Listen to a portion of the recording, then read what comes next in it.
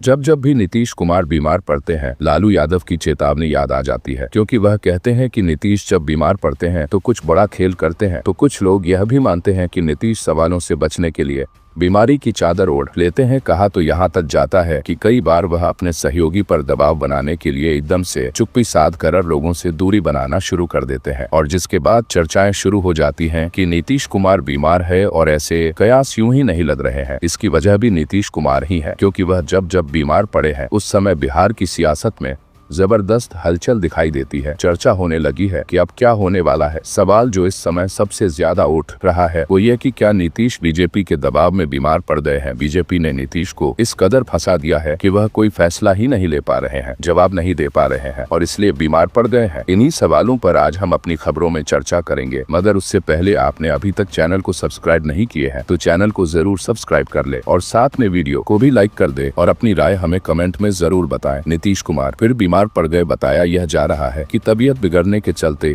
उनकी प्रगति यात्रा का जो कार्यक्रम है वह बदल दिया गया है। 26 जनवरी को गणतंत्र दिवस के बाद उन्हें ठंड लग गई और हल्का बुखार हो गया है। अब डॉक्टरों ने उन्हें आराम करने की सलाह दी है, लेकिन सवाल यह है कि क्या वाकई ऐसा ही है जैसा कि बताया जा रहा है, या फिर कहानी कुछ और है। क्या मीडिया के सवालों से बचने के लिए वो बीमार हो गए हैं, क्योंकि लगातार ऐसे दावे किए जा रहे हैं और इसे समझने के लिए पूरा घटनाक्रम समझना पड़ेगा, जिसे हम समझते हैं। तो आपको बता दें कि बिहार की राजनीति में दिसंबर 20,224 से रह रहकर अटकलों का बाजार गर्म हो रहा है। इन अटकलों के केंद्र में सीएम नीतीश कुमार ही रहते हैं, क्योंकि लगातार ऐसा कहा जा रहा है कि नीतीश पलटी मारने वाले हैं। और ये चर्चा तब ज्यादा तेज शुरू हुई जब महाराष्ट्र में एकनाथ शिंदे को सीएम ना बनाकर देवेंद्र फडणवीस को बनाया गया। इसके बाद से ही नीतीश कुमार कुछ उखरे उखरे नजर आने लगे थे। यहाँ तक कि जो मंच की तस्वीर आई थी जब वह शपथ ग्रहण कार्यक्रम में नीतीश कुमार महाराष्ट्र में शामिल होने पहुंचे थे, उस दौरान भी उनका चेहरा कुछ बुझा बुझा हुआ था और उस पर भी चर्चा होने लगी थी कि नीतीश ये भांप चुके हैं कि जो यहाँ एकनाथ शिंदे के साथ हुआ वही उनके साथ बिहार में हो सकता है। और इसके बाद अमित शाह के बयान ने भी कहीं ना कहीं नीतीश के उन तमाम जो उनके मन में जो शंकाएं थी उन्हें हवा दे दी। इसका असर यह हुआ कि नीतीश कुमार ने पहले दिल्ली में जो एनडीए की बैठक बुलाई गई थी उससे दूरी बनाई। फिर वह खुद दिल्ली पहुंचे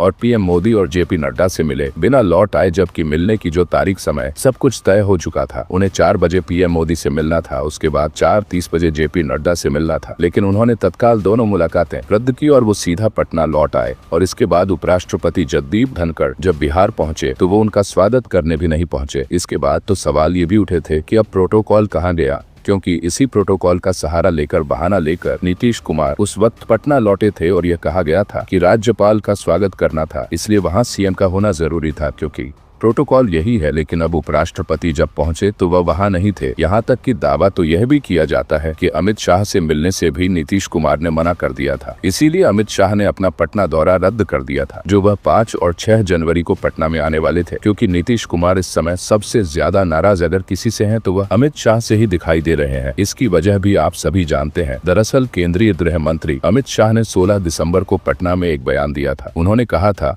कि बिहार में मुख्यमंत्री का चयन बीजेपी पार्लियामेंट्री वोट करेगा, और उनके इसी बयान के बाद अटकलों का दौर शुरू हो गया, जो अब तक जारी है, क्योंकि इससे पहले यह तय माना जा रहा था कि 2025 के बिहार विधानसभा चुनाव में एनडीए नीतीश कुमार के नेतृत्व में ही चुनाव लड़ेगा और फिर सीएम भी उन्हीं को बनाया जाएगा। लेकिन इन सब के बीच में बिहार में कुछ बदलाव हो सकता है। बीजेपी सीएम फेस पर नीतीश कुमार के साथ धोखा कर सकती है। इन तमाम अटकलों ने जोर तब ज्यादा पकड़ लिया जब बिहार डिप्टी सीएम विजय सिन्हा का भी बयान आ गया और उन्होंने कह दिया कि अटल बिहारी वाजपेयी को तो सच्ची श्रद्धांजलि तब मिलेगी जब बिहार में सीएम बीजेपी का होगा। और इस बयान ने नीतीश कुमार के गुस्से को और ज्यादा बढ़ा दिया। ऐसे में अब नीतीश कुमार बीमार पड़ गए हैं। नीतीश कुमार अपने कार्यक्रमों को रद्द कर रहे हैं और नीतीश कुमार जब भी बीमार पड़ते हैं उन पर भरोसा करने के बजाय लोग इसे उनकी नाराजगी का संकेत समझ लेते हैं। पिछली बार भी जब ऐसी ही हवा उड़ी तो नीतीश को अपनी जुबान खोलनी पड़ी थी। उन्होंने फिर दोहराया था कि वह पिछली वाली गलती नहीं करेंगे। अब वह जहां जिसके साथ हैं उसी के साथ रहेंगे। फिर भी लोगों को नीतीश की बातों पर भरोसा नहीं हो रहा है, इसलिए कि वह पहले भी ऐसा कई बार कर चुके हैं। ऐसा कह कहकर वह पलट चुके हैं। आपको याद होगा नीतीश कुमार ने जब 2022 में एनडीए छोड़ा था तो उस समय भी वो यह दावा करते थे कि मिट्टी में मिल जाएंगे लेकिन एनडीए में लौट कर नहीं जाएंगे। लेकिन 1.5 साल बाद ही नीतीश कुमार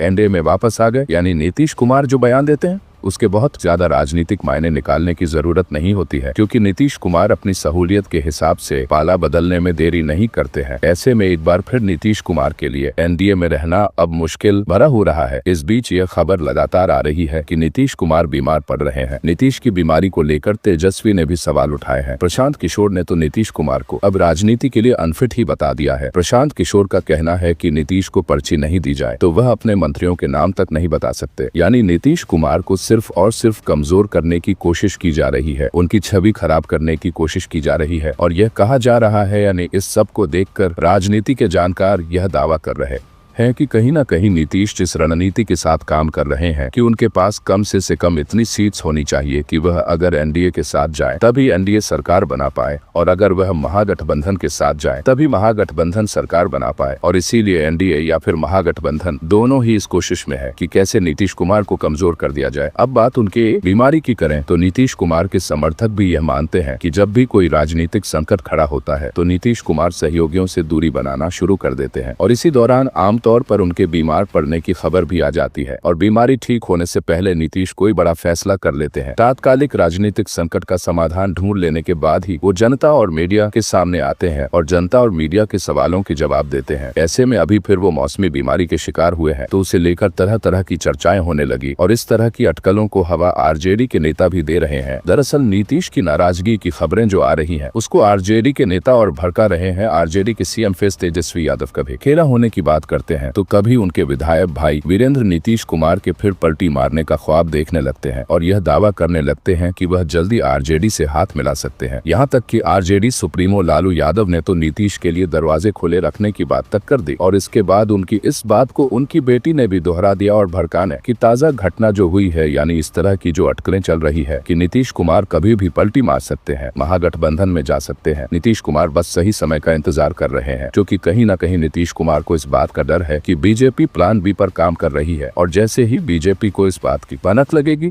कि नीतीश महागठबंधन में जा सकते हैं, वैसे ही बीजेपी सांसदों को जो कि जेडीयू के सांसद हैं उन्हें तोड़ने की कोशिश करेगी, उनमें से किसी को मंत्री पद वगैरह देने का लालच दे देगी और इसके बाद वो तोड़ लेगी, क्योंकि नीतीश भी यह बात अच्छे से जानते हैं कि बीजेपी सहयोगियों को तोड़ने में माहिर है। और यह बात संजय राउत बार बार दोहरा भी रहे हैं, क्योंकि अभी ताजा शिकार तो शिवसेना की हुई है। बीजेपी ने जिस तरह से सहयोगियों को चोट पहुंचाई है, तो ऐसे में जब यह सारी चीजें चल रही हैं और इसके बीच में आरजेडी नेता भी बार बार आकर बीजेपी की चिंता को बढ़ा देते हैं और इस तरह की अटकलों को और हवा दे देते हैं। और अभी ताजा जो घटना है उसका श्रेय आरजेडी के सीनियर लीडर अब्दुल बारी सिद्दीकी को जाता है। उन्होंने नीतीश कुमार की ऐसी तारीफ की जिससे लगता है कि नीतीश पसीज करर आरजेडी के साथ जाने वाले हैं। क्या यानी साफ है कि लालू यादव ने जो अपनी पार्टी को निर्देश दिए हैं कि जो भी अटैक करना है वह नीतीश पर नहीं बल्कि बीजेपी पर करना है, तेजस्वी यादव से लेकर तमाम जो दूसरे आरजेडी के नेता हैं वो उसी रणनीति के तहत काम कर रहे हैं, और इसीलिए इस तरह की खबरों को और जोर मिल रहा है। फिलहाल खबरों में आज के लिए बस इतना ही, फिर मिलते हैं अगली बड़ी खबर के साथ। तब तक के लिए जय हिंद।